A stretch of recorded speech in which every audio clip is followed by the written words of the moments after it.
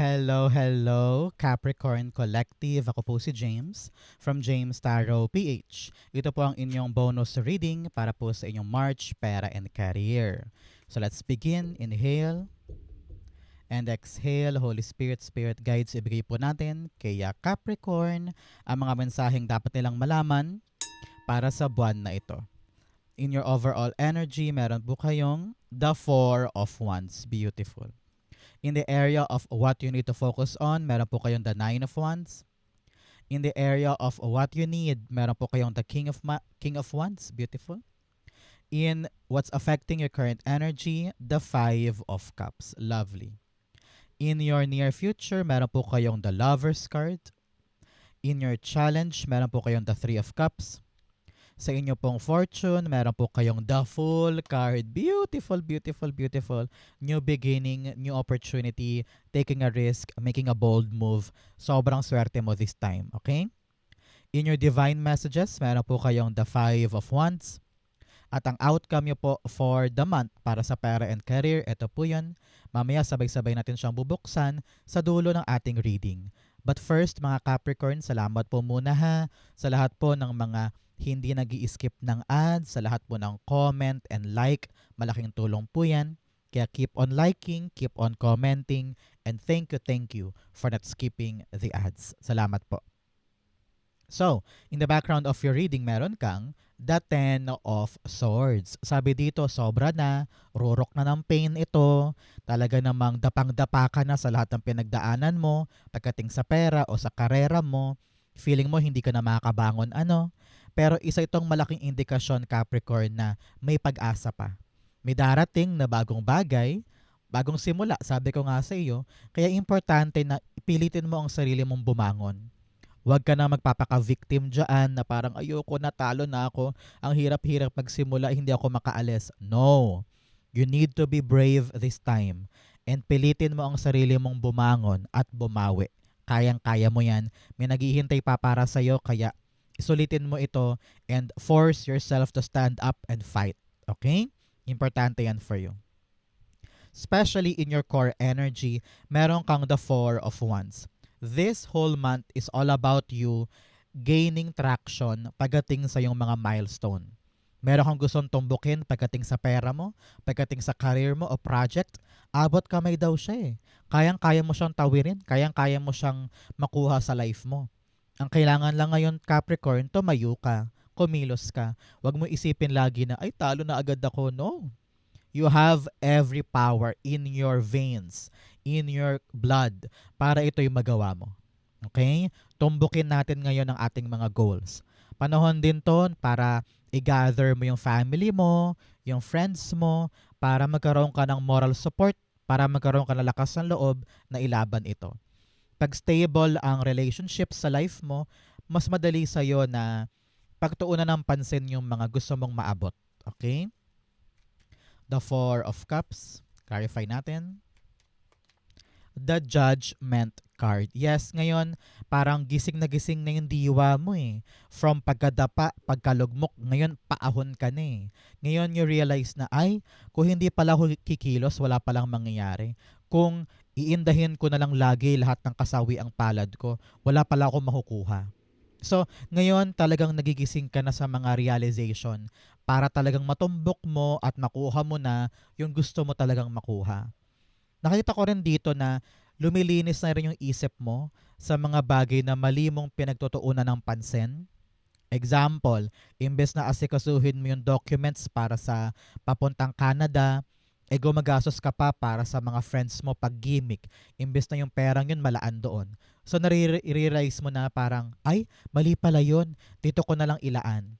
So kung ano man yung mga realization na yan, lumilinis yung path mo patungo sa yung goal. Example din, meron kang mga kailangang asikasuhin na project, pero mas inuuna mo pang manood ng 10 Korean novela this night. So, pag na-realize mo na, ay mali pala to, asikasuhin ko na para mapabilis. So, yung mga realization na yan, makakatulong para sa pag-abot sa mga goal mo. Parang ganon, okay? So Capricorn, ano ba tong mga pera wishes mo, mga trabaho wishes mo? I-comment mo na yan sa baba, i-manifest mo na, It will be coming for you this time. So sulat na po, i-manifest na natin. Okay? In the area of what you need to focus on, meron po kayong the Nine of Wands. Sabi dito, Capricorn, panahon na para, I don't know why, narinig ko yung salitang, sukuan mo na yung isang bagay na alam mong walang nangyayari. Tapang-tapa ka na eh, pero pinipilit mo pa rin daw eh. It's all about you taking a turn, shifting your body, at mag-focus ka sa mga bagay na kaya mong abutin.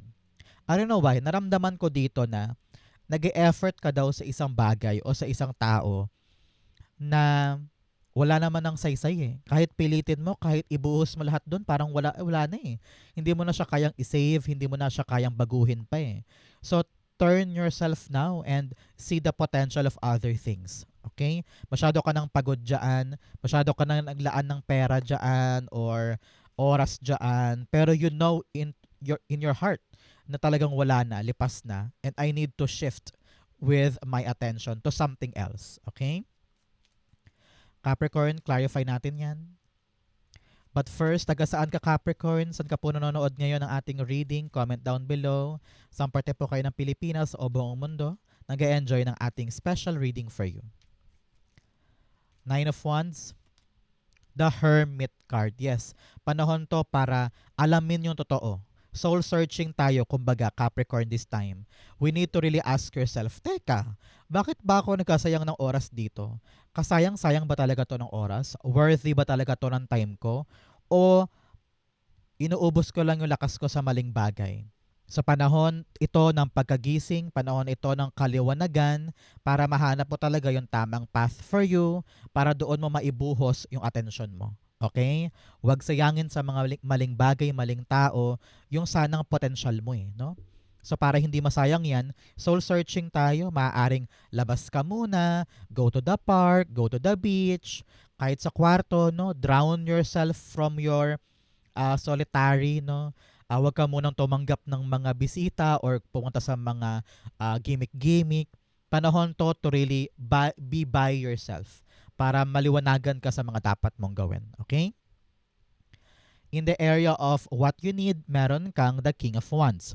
Ang kailangan mo ngayon, Capricorn, pambihirang tapang para simulan yung mga plano mo. Nakita ko dito na kulang ka sa kumpiyansa. Dahil nga nadapa ka before, nasaktan ka before, kaya naiintindihan naman kita kung ayaw mong gumalaw ngayon or kulang ka pa sa lakas ng loob. Pero sabi dito, ito ang main ingredient para talagang magbago ang kwento ng buhay mo eh. Magkaroon ka naman daw ng lakas ng loob na to pa rin ang pangarap. Okay? Importante yan for you. King of Wands, i-clarify natin. You have the Eight of Cups. Yes, iwanan mo na daw yung mga bagay na hindi na talaga gumagana sa'yo. And make sure na ngayon, hahabulin mo na talaga yung katuparan nung gusto mo. Okay?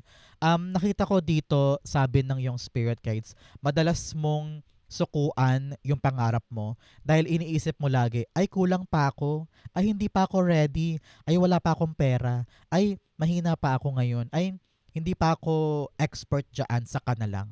Parati kang umiiwas sa mga potential mo eh. Sa panahon to for you, Capricorn, to be brave. Kahit parang feeling mo kulang pa, pero ramdam ko dito kaya mo na eh. Ikaw lang daw kasi yung umiiwas. So, make sure na iwanan mo yung mga imperfections, mga duda, takot, and fight for your dreams. Okay? Kasi nandoon ang satisfaction, nandoon ang fulfillment para sa'yo. Hindi naman daw papasok sa isip mo yan kung talagang walang dahilan, di ba? Ibig sabihin, kaya pumasok sa isip mo yan at gusto mong gawin, nakatadhana yan for you. O may silbi yan para sa'yo. Okay? In the area of what's affecting your current energy, meron kang the Five of Cups. Five of Cups all about you having change of heart. No? Ngayon, parang malakas ang loob mo na bitawan, pakawalan, layuan, yung mga na-realize mong ay, hindi pala para sa akin. Hindi pala nakakatulong yan mga yan para matumbok ko yung milestone ko. Kumbaga yung trabahong to, kahit mahalaga sa'yo, pero ang liit pala ng sweldo, hindi ka makaipon para sa goal mong bahay, halimbawa.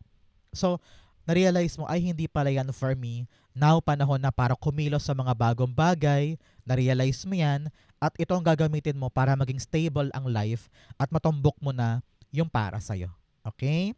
So, panahon to for transition, panahon to for welcoming new things, and trying new things so talaga namang magpapaunlad sa'yo. Okay? Five of Cups being clarified by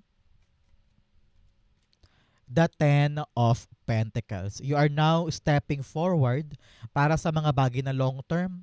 Ayaw mo na kasi ng mga bagay na hindi sigurado, hindi permanente, walang kasulatan, wala man lang kontrata, o kaya ayaw mo na ng mabilis maubos yung pera. Gusto mo na ng sure Gusto mo na ng stability and assurance na for the next 10 years, okay ako dito. For the next 10 years, assured ako sa hawak ko. Ayaw mo na ng hindi sigurado, kaya bibitawan mo na yung mga temporary lang, and you are now going after something that is long term. Halimbawa, ngayong buwan na to, susubukan mo ng talagang ipundar yung negosyo na matagal mo nang gustong itayo, o kaya lilipat ka na sa isang trabaho kung saan talagang may kontrata at may benefits, halimbawa. So you are thinking long term and talagang long lasting. Sa panahon to para yakapin yon, para magkaroon ka na ng clarity, assurance, and safety net. Okay? Importante yan for you. In your near future, heto ka with the Lover's card, ramdam ko na mahal na mahal na mahal mo na yung ginagalawan mong trabaho na yan. Nakita ko na you're so passionate and so committed sa bagay na ito dahil naiintindihan mo na yung halaga niya sa'yo. Maaring tong trabahong to talaga namang unti-unti ka na nakakaipon, or very very passionate ka dahil talaga namang tulungan kayo dyan na magkakatrabaho. Yung boss mo very encouraging din, mapagbigay, maunawain, kaya talagang ganado kang pumasok dyan. Ganon din, halimbawa sa negosyo mo to, talagang dyan ka nag-excel dahil passion mo yan, love mo yan, no? So, whatever you're trying to do in the near future, kitang-kita ko na kontento ka at mahal na mahal mo yan at pinapahalagahan mo. Congrats po, okay? Clarify natin. Lover's card is being clarified by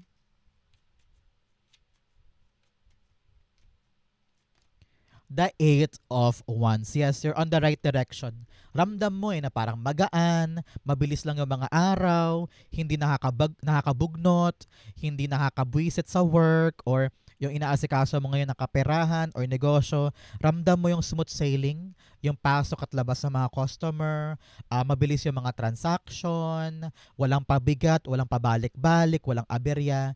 Everything is smooth sailing and you are loving your life when it comes to your pera and career. So congrats po, okay? Smooth sailing to, talaga namang guided ka and passionate ka dyan. Nakita ko dito na sabi, mag-focus ka lang ha, hindi porkat sinabi kong everything is working out in your favor, pabaya ka na. No. Continue focusing on what you love para patuloy na umikot yung swerte dyan. Okay? In the area of your challenge, meron kang shadow dance and find wholeness. Sabi dito, matutunan mo Capricorn na sumayaw sa agos ng buhay. Hindi pwedeng pag may problema, iiyak ka na lang, lulubog ka na lang dyan. No. Huwag mong tambayan yung problema, sumayaw ka sa agos ng buhay and learn to really mag-adjust, maging flexible, and do everything that you can para malagpasan lahat ng obstacles. Okay? You also have find wholeness. Sabi dito, tanggapin mo ang buong ikaw. Okay? Acceptance both sa mga kahinaan mo, sa kagalingan mo, sa mga kapangitan na meron ka, or pagkakamali na meron ka, or kabulukan na meron ka. I-accept mo yan because parte yan ng pagkatao mo. Iyan ang bumuo sa'yo eh. So, i-accept mo yan because nobody can use that against you. Okay? Para meron kang katahimikan, inner peace, inner love, inner acceptance. Okay? In your challenge, meron kang the Three of Cups. Sabi dito, Capricorn, may mga tao kang dapat iwasan. May mga tao kang dapat layuan dahil parang nandyan lang sila sa oras na saya lang. Pero kapag hindi mo sila maasahan, sa oras naman na kailangan mo sila. No? Parang they're always there for the fun times, the good times, the bonding time. Pero pag ikaw naman nangailangan, parang nowhere to be found sila. 'di ba? So panahon to really pick up the right people or the right circle. Hindi lahat ng taong nakangiti sa iyo ay katiwa-tiwala, hindi lahat ng kabanding mo at ka-jive mo ay totoong nandiyan for you. Okay? Narinig ko rin dito, Capricorn, huwag kang tawag ito, premature na celebration sa mga bagay-bagay.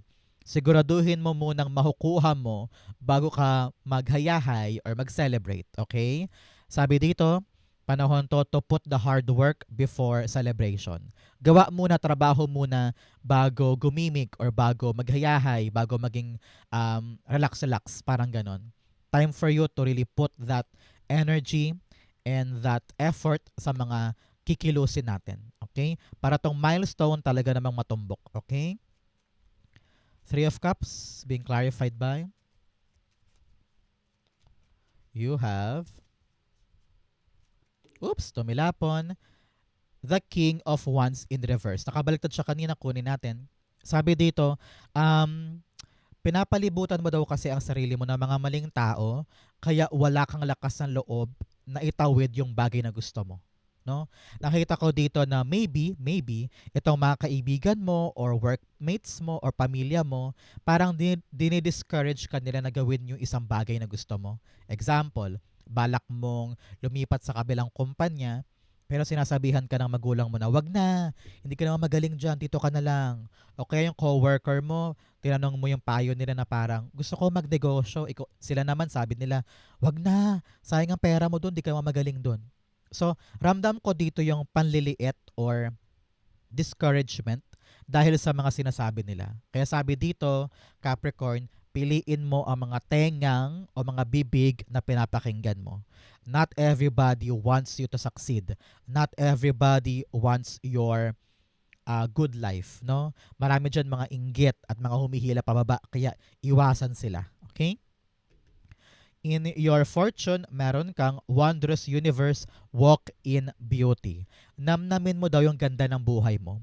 At huwag mo laging isipin na kapos ka, huwag mo laging isipin na wala nang mangyayari. Tingnan mo ang buhay na parang masagana, maaari ka pang pwedeng pumasok sa mga gandang bagay.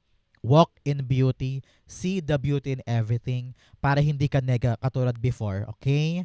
Lahat ng bagay posible. So, yun ang tingnan mo. Baguhin mo yung mindset mo. Another message, choosing your path, all is possible. Lahat daw ay posible, lahat daw ay kaya mong gawin, kaya huwag mong limitahan ang sarili mo. Okay? You also have the Fool card. Si Fool card sa fortune, napakaganda. New beginning, new opportunity. Maaaring may bigla-biglang magbubukas ng bagong trabaho para sa'yo. Ang kailangan mo ngayon maging matapang na sugalan yun. O kaya bigla-bigla babayaran ka ngayon mula sa isang utang, mahagamit mo yung pera na yan panimula sa bagong negosyo. O kaya meron kang bagong client at talaga namang merong gustong ipagawa sa iyo, ikaw naman parang, sige, I will take this challenge, pera to, karera to, money to. So, you will accept the opportunity dahil pagkakataon mo na ito. So sabi dito, Capricorn, be brave ha, wag atrasan kasi talagang itong bagong simula ay talagang maganda para sa iyo. Okay? Clarify natin. Full cards being clarified by the Lover's card. Si Lover's card sinasabi dito, yes, your choice ay kailangan dito.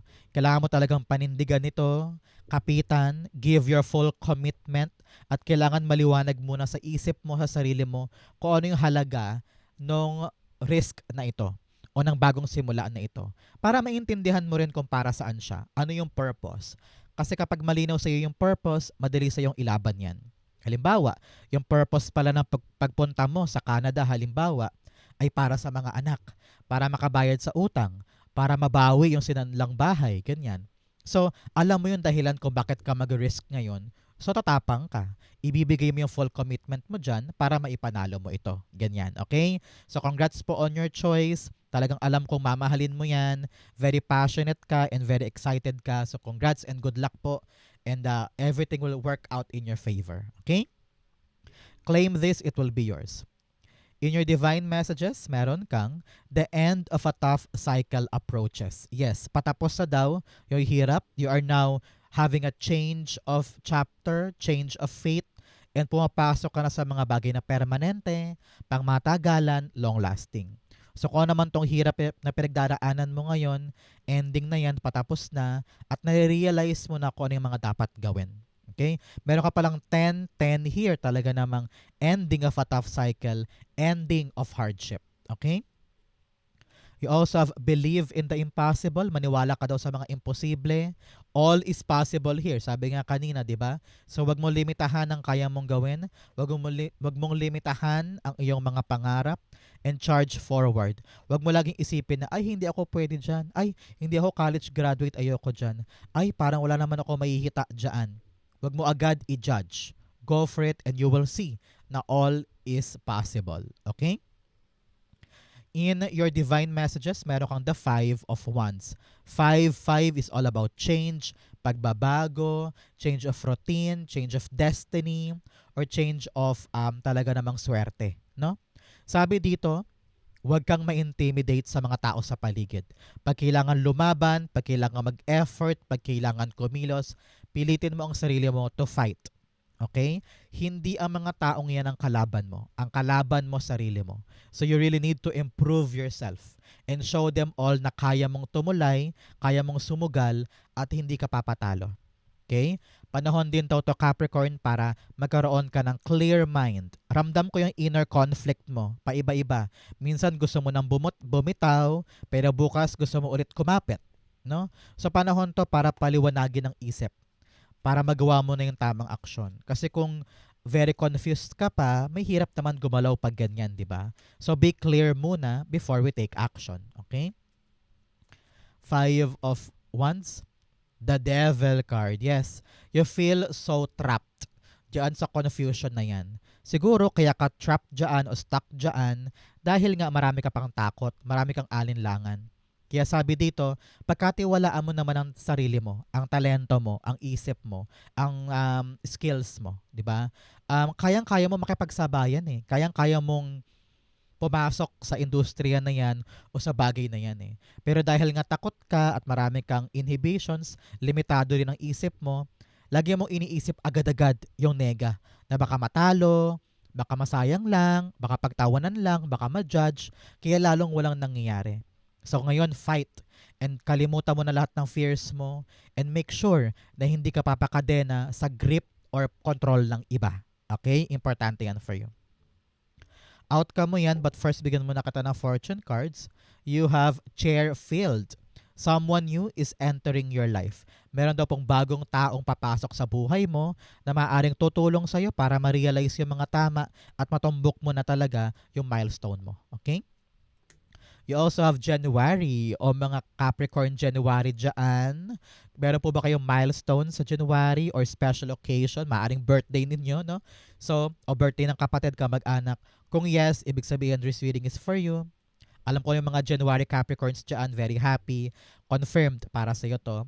But for others, kung meron po kayong, kung hindi man kayo January Capricorn, ano, meron daw po kayong aasahan na milestone pagdating ng Enero. Okay? Another message you have, frying pan, trouble and accusations. Sabi dito, kayang-kaya mong labanan, kayang-kaya mong ipagtanggol ang sarili laban sa mga akusasyon at mga problema. So ngayon, kailangan talaga ma-realize yung dapat mong gawin, ma-figure out mo yung totoo para madali sa yung lumaban. Okay? You also have February. Wow! Sabi dito, mga Capricorn, Enero and Pebrero ay malaking bagay para sa'yo. So congrats! I-claim mo to. There will be a good news on January and February. Okay? Ang outcome ni Capricorn from March, pera and career, the Sun card. Beautiful. Happy life, happy times are coming for you. Nakikita ko dito yung dating lugmok, yung dating hikahos, pagkabagsak ngayon, umaangat ka na. Life is getting better. Life is getting lighter. Kung ano yung problema noon, tapos ka na doon. Nakagraduate ka na doon. At heto ikaw, ninanamnam mo yung ganda ng buhay. Maayos na yung trabaho, yung pera mo, maganda yung flow, hindi ka na mag-iisip kung sa kukukuhan yan, sa kakukuhan noon, malinaw na ngayon. And nakita ko dito na mas ine-enjoy mo na ang buhay mo this time. After mo sumubok ng mga bagong pagkakataon, you are now loving your life, malaya ka na sa bigat, sa hirap. And nakita ko dito na parang puro positibo ang mangyayari. Example, pagdating sa perang problema, ngayon solve na. Kung ang career, parang dati, sobrang struggle, ngayon magaan na, no? So, i-embrace mo tong happy life, happy things coming in dahil deserve mo ito. Okay? Clarify natin. Narinig ko rin good news. So, ang tabayanan mo merong good news sa darating para sa pera mo and career. Okay? Sun is being clarified by the 10 of Cups. Wow, 10, 10, 10. Talaga namang completion, accomplishments, out ka na sa past heavy cycle, and you are now really entering a new cycle na mas maganda, mas magaan, and fulfilling. 10 of Cups here, kitang-kita ko din na kung ano man tong good news na to, talaga namang mahahawa ang buong pamilya. Maaring good news dahil sa bagong bahay, or meron kang family member na approve ang kanyang visa, or meron ng trabaho si nanay, or meron ng trabaho si kapatid, o kaya si anak nakapasa sa bar exam, ganyan. So kung ano man tong good news na ito, talagang sobrang celebratory to for your family at simula ito ng talagang solid, stable, nakapirahan, and career. Congrats ha! Celebrate it, namnamin mo yung ligaya at saya dahil magnet yan for more beautiful things. Okay? So Capricorn, yan po ang inyong March Pera and Career. Saan po kayo nakaresonate? Comment down below. Bigyan kita ngayon ng March Pera and Career Wish Ritual. Pumikit ka ngayon and i-wish mo na yung Pera and Career dasal mo.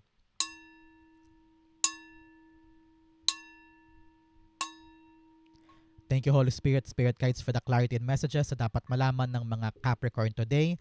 Thank you po for watching hanggang dulo. I love you. This has been James for James Tarot PH. God bless everybody.